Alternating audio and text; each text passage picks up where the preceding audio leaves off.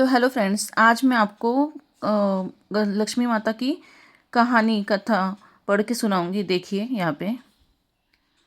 तो चलिए मेरे साथ में मैं कहानी सुनाती हूँ आपको। कथा लक्ष्मी माता की। महालक्ष्मी देवीची कहाणी मन लावून ऐकावी, ध्यानात ठेवावी। श्री लक्ष्मी देवीची कहाणी द्वापार युगाची अधिराष्ट्री, सौराष्ट्र देशाची मोहिनी श्री महालक्ष्मी देवी. आटपाट नगर होतं. नगराचा एक राजा होता. त्याचे नाव होते भद्रश्रवा. तो दयाळू, शूर व प्रदादक्ष होता. देव ब्राह्मणांना, साधू संतांना सुखवीत होता, आनंद देत होता.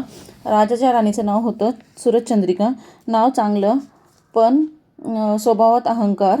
मागील जन्मी ती एका वैश्याची पत्नी होती. तिचं नवऱ्याशी भांडणांना वैतागली, रागानं घराबाहेर पडली. चालत होती अनवाणी रानातून. तिला दिसल्या सुहासिनी. त्या करीत होत्या लक्ष्मीचं व्रत. ते तिनं पाहिलं.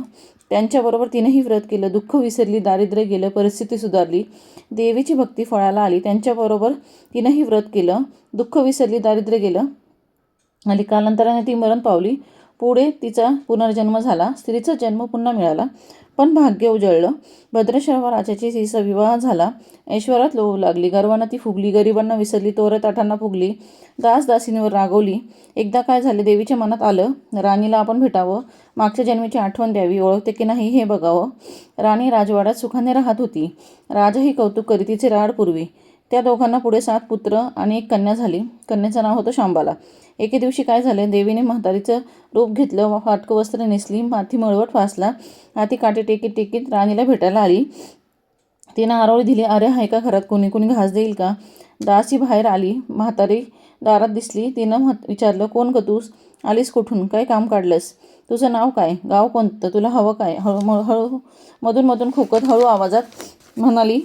म्हातारी सांगू लागली, माझं नाव कमला, द्वारकेहून आले ग, राणीला भेटायचे.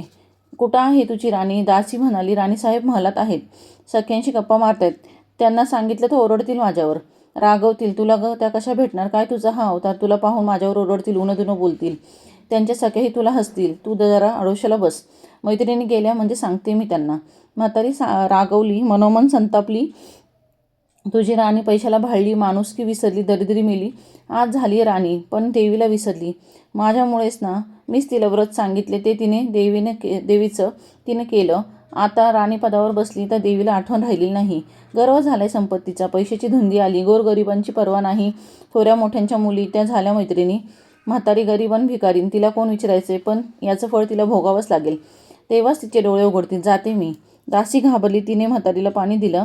हात जोडून म्हणाली, ते व्रत मला सांगाल, मी ते करीन. उतरणार नाही, मातरणार नाही, घेतला वसा टाकणार नाही, दिलेला शब्द मोडणार नाही. त्या दासीला व्रताचा वसा सांगितला. म्हातारी उठली, काठी टिकीट निघाली. तोच माडीवरून राणीची कन्या शांबाला धावत आली. ती कळवळून म्हणाली, आजी रागवू नका, चुकली माझी आई. तिच्या वतीने मी क्षमा मागते, कृपा करा, दिलेला शाप मागे घ्या, पाया पडते तुमच्या. म्हातारीला मुलीची दया आली. म्हातारीने क्षणभर त्या मुलीकडे पाहिलं आणि तिला लक्ष्मी व्रताचा वसा सांगितला. मुलीचा निरोप घेऊन म्हातारी निघणार, तोच राणी माडीवरून आली. दाराशी येते तर म्हातारी दिसली. राणी ओरडली, ए थैरडे, कशाला गा आलीस? जा इथून, उठ म्हणते ना. जातीस की नाही? दुसरी घरं नाही दिसली का तुला? म्हातारीने संतापाने घराघरा डोळे फिरवले, कपाळावर आठा पसरवला. ती तेवढं घराबाहेर पडली. दासीचं लक्ष्मीव्रत केलं. दासीने लक्ष्मीव्रत केलं. तिची स्थिती सुधारली. दासी पण गेलं. संसार सुखाचा झाला. पुढे मार्गशीर्ष महिना आला. पहिल्याच गुरुवारी शांबाल्याने लक्ष्मीव्रतास सुरुवात केली. सगळे नेमधर्म पाळले. 4ही गुरुवार तिनं लक्ष्मीव्रत केलं. शेवटच्या गुरुवारी याचं उद्यापन झालं. सिद्धेश्वर राजाचा पुत्र मालधर, त्याच्याशी शांबालेचा विवाह झाला. राजवैभवातील शांबालेला राजवैभव मिळाले. हा होता लक्ष्मीव्रताचा प्रभाव. सुखासमाधाने संसार चालू होता. भद्रश्रवा व सुरचंद्रिका राणीचे मात्र भाग्य फिरले. शत्रूने राज्यावर चाल केली. भद्रश्रवाचं राज्य लुबाडलं. सुरचंद्रिकेचं राणीपद गेलं. भद्रश्रवाला वाईट वाटलं. पूर्वीचे दिवस आठवले. रानावनात फिरून राजा राणी कष्टाने दिवस काढत होते. भद्रश्रवाला कन्येला भेटावंसं वाटलं. तो एकटाच निघाला. चालून दमला. नदी किनाऱ्यावर विश्रांतीसाठी थांबला. नदीकडे येताना राणीच्या दासीने भद्रश्रवाला पाहिलं. घाईघाईने तिने राजवाड्यात गेली. राजाला सांगितलं, मालाधारांनी माणसं पाठवली, आणायला रथ पाठवला. सासऱ्यांना घरी आणलं. सन्मानाने नवीन वस्त्र, कंठीहार दिला. शांबाला वडिलांची काळजी घेत होती. काही दिवसांनी राजाला वाटलं आता परत जावं. जावयाला तसं त्यानं सांगितलं. मुलीचा निरोप घेतला. जावयाने मोहरा भरलेला हंडा नोकराकडे देऊन राजासोबत पाठवला. राजा घरी परतला. चंद्रिकेला भेटला. हंडा पाहून ती आनंदली. घाईनं तिने झाकण काढलं. आत बघते तर काय, तिला कोळशेच दिसले. चंद्रिकेने कपाळावर हात मारला. नशिबाला दोष दिला. नवऱ्याला सांगितलं. तेही ऐकून तोही चकित झाला. दुःख पाठलाग करीत होते. दारिद्र्य सरत नव्हते. चिंतेचे सावट पसरत होते. काळजीचा वर्म भडकतच होता. सूर्यचंद्रिकेचा एक एक दिवस दुःखाचा जात होता. एके दिवशी तिला मुलीला पाहावं, भेटावं, डोळे भरून पाहावं वाटलं. नशिबाचे भोग भोगायचे आहेत. सूर्यचंद्रिका घरून निघाली. मुलीच्या सासरी पोचली. तो दिवस गुरुवारचा होता. नदी तीरावर जरा वेळ बसली.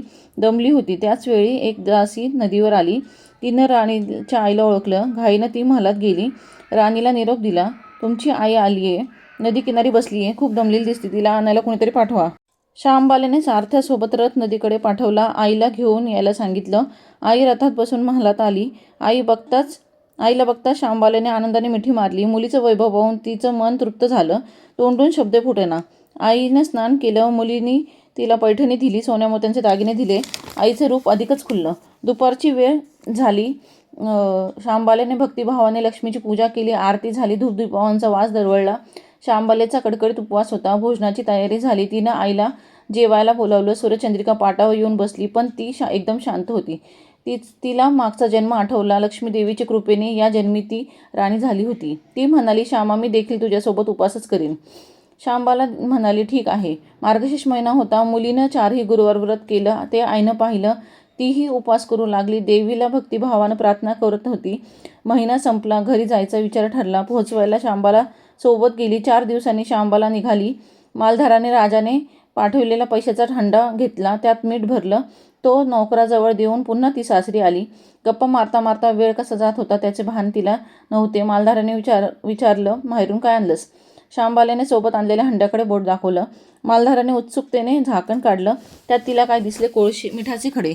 अगं वेडे, मिठाचे खडे कशाला आणलेस? इथं मीठ मिळत नाही का? मीठ मिळतं ना, पण हे मीठ माझ्या वडिलांच्या राज्यातलं आहे. वडिलांचं राज्य सौराष्ट्रात होतं. त्या शेजारच्या समुद्राचं आहे हे मीठ. समुद्र तीरावर दूरवर माझ्या वडिलांचं राज्य होतं.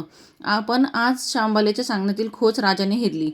तो विचारात गुंगला. श्यामबाला म्हणाली, हे मीठ जीवनाचे अमृत आहे. अन्नाला चव येते ती मिठानंच. मीठ नसलेला पदार्थ अळणी. ज्याचे मीठ खावं त्याच्याशी इमानी असावं. त्याच रक्षण करावं. कामात कसूर झाली तरी प्रसंगी प्राणही द्यावे. मालधार राजा निश्चयाने उठला. त्याने आपले सेवक सासऱ्याकडे पाठवले. त्यांना बोलावून घेतलं. भद्रश्रवा काय झालं कळलंच नाही. ताबडतोब तो जावेकडे आल्या. दोघांची गुप्त बैठक झाली. विचार पक्का ठरला. भद्रश्रवान अनुमती दिली. मालधाराने मुख्य सेनापती तात्काळ भेटण्यास बोलावले. सेनापती आले. त्यांनी मालधाराला वंदन केले. आज्ञा करावी महाराज. ते म्हणाले, भद्रश्रवाचं राज्य जिंकलेल्या शत्रूवर ताबडतोब स्वारी करा. प्रत्येक सैनिकांच्या हातात हंड्यातला मिठाचा एक एक खडा ठेवा. शपथ घेऊन प्रत्येकाला झुंजायला सांगा. राजाची आज्ञा झाली. तशी सेनापतींनी व्यवस्था केली. दुसऱ्या दिवशी सोबत सेना घेऊन बेसावं शत्रूवर चाल केली. शत्रूच्या राज्यावर सारे सैनिक तुटून पडले. मालधाराचे सैन्य बेभान लढत होते. शत्रू सैनिक जमिनीवर कोसळत होते. सूर्य पश्चिमेकडे जात होता. अंधार हळूहळू पसरत होता. शेवटी मालधाराने सैन्याचा शत्रूचा फडशा पाडला. अपूर्व विजय मिळवला. भद्रश्रवाचं राज्य पुन्हा मिळवलं. मालधाराला व श्यामबालेला ही आनंदाची बातमी सेनापतीने ताबडतोब कळवली. सैनिकांनी शत्रू राज्यातील खजिना लुटला. अफाट संपत्ती मिळाली. ती पोत्यात भरून मालधाराकडे आणली. त्यात सोन्या मोत्यांच्या बरेच नाणी होती. शस्त्रांचा साठाही होता. मालधाराने भद्रश्रवाचं सूर्यचंद्रिकेच राणीस घेऊन यायला सांगितले. ती आल्यावर घरात आनंदाचं उधाण झालं. तो होता गुरुवार. श्यामबालेने लक्ष्मी व्रताची पूजा केली. आरती झाली. धूपदीपवांचा सुगंध दरवळला. तिनं व तिच्या आईनं उपवास केला. रात्री देवीची आरती झाली. देवीला नैवेद्य दाखवून सर्वांनी पक्वानांचं जेवण केलं. मार्गशीर्ष महिन्यातील हा शेवटचा गुरुवार. लक्ष्मी व्रताचा शेवटचा दिवस. मंगल मुहूर्ताचा दिवस. मालधाराने भद्रश्रवाचं राज्य त्याच्या स्वाधीन केलं. त्यानं या व्रताची सांगता झाली. राजा राणी सौराष्ट्रात आले. सूर्यचंद्रिकेने पुन्हा लक्ष्मी व्रताचा वसा घेतला. तो आजन्म पाळला. घरची स्थिती सुधारली. राजाचे 7ही पुत्र दूर देशाहून अचानक घरी आले. त्यांना पाहून आई वडिलांचा आनंद झाला. या व्रतामुळे राजा राणी सुखी झाले. दुःखांचे वादळ सरले. अशी 6 उतराची कहाणी. 5 उतरी सुफळ. संपूर्ण लोकांनी देवीला वंदन करावे. त्याचे घर सदैव आनंदित राहावे अशी लक्ष्मी देवीला प्रार्थना करावी. जय लक्ष्मी माता की जय हो। जय लक्ष्मी माता की जय हो। तो देखिए फ्रेंड्स, इस तरीके से कहानी मेरी पूरी हो चुकी है। तो महालक्ष्मी माता की कहानी पढ़ने से बहुत सुकून मिलता है, और जिसका उपवास रहता है, व्रत रहता है, उस दिन ये कहानी पूरी पढ़नी चाहिए, शुभ रहता है। महालक्ष्मी महात्म्य, पूजा विधि, व्रत कथा। तो इस तरीके से मैंने कहानी पढ़ी, उसके बाद में मैंने आरती की, और ये मैंने छोटा सा व्लॉग बनाया है आपके लिए। तो देखिए, तो मेरा व्लॉग पूरा देखना, बिल्कुल भी स्किप मत करना। Thank you so much. Aarti Lakshmi माता की। ओवाळू आरती। जय जय लक्ष्मी माता, प्रसन्न वदने प्रसन्न होसी, तारीसी तू बघता पूर्वजन्मीची व्रत पुण्याई वैभव राणीला, गर्वधनाचा तिला विसरेली लक्ष्मी मातेला, अपमानाने मग शाप दिला मग आली धरिता, प्रसन्न वदने प्रसन्न होसी, तारीसी तू बघता व्रत केल्याने प्रसन्न झाली देवी राणीला, दैन्य दुःख ते दूर करून मन निर्मल झाले, शांबालाला ही दासीला पावन हो माता, प्रसन्न वदने प्रसन्न होसी, तारीसी तू बघता गुरुवारी हे व्रत जे करतील नेम धर्म धरुणी, मनोकामना पूर्ण करतील अघटित हो करणे, केळकर गुरुजी रमला गुण गाता गाता, प्रसन्न वदने प्रसन्न होसी, तारीसी तू बघता ओवाळू आरती। जय जय लक्ष्मी माता, प्रसन्न वदने प्रसन्न होसी, तारीसी तू बघता। तो देखिए फ्रेंड्स, इस तरीके से मैंने लक्ष्मी माता की आरती की, पूजा की। तो आपको व्लॉग कैसा लगा प्लीज़ कमेंट करके बताना। तो देखिए फ्रेंड्स, आपको व्लॉग कैसा लगा, तो देखिए फ्रेंड्स, बोल देना मेरे को व्लॉग कैसा लगा आपको, कमेंट करके।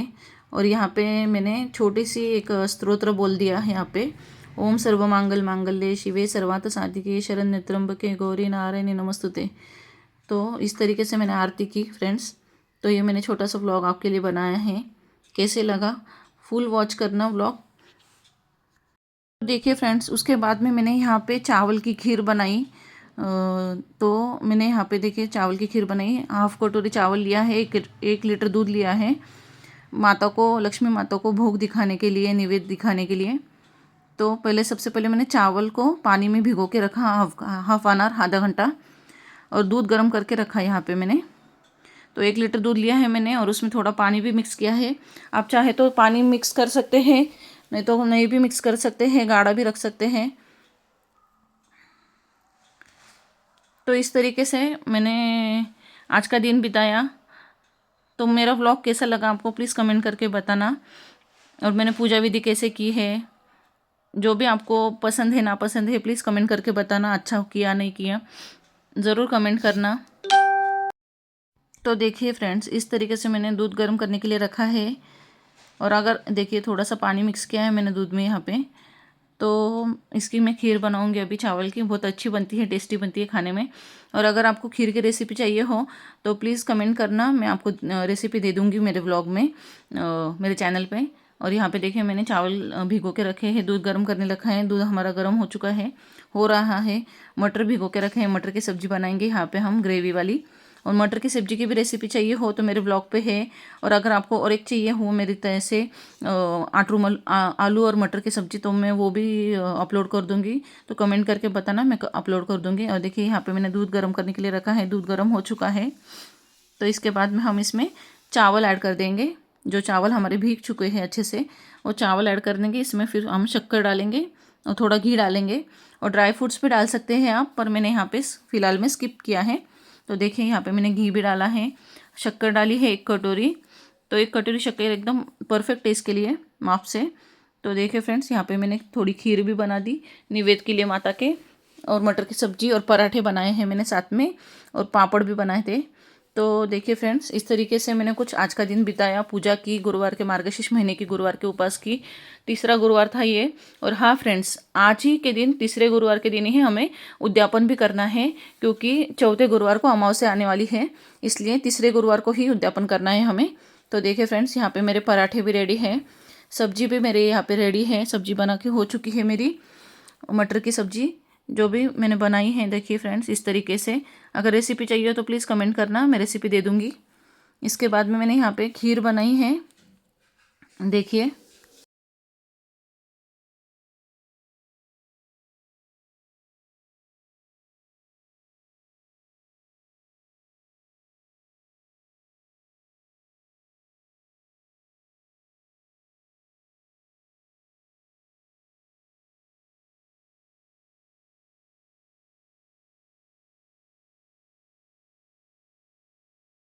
तो देखिए फ्रेंड्स, इस तरीके से मैंने माता की पूजा बिठाई थी माता को।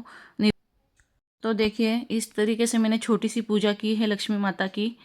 देखिए दिया लगाए हैं छोटा सा, और माता की जो भी मैंने मेरे मन भावों से पूजा की है। तो इस तरीके से मैंने पूजा की, फ्रूट वगैरह रखे थे, साथ में फल वगैरह रखे थे, माता का फ़ोटो रखा था। तो आपको अच्छा लगा तो प्लीज़ मेरे चैनल को सब्सक्राइब कीजिएगा। Thanks for watching my video end subscribe my channel.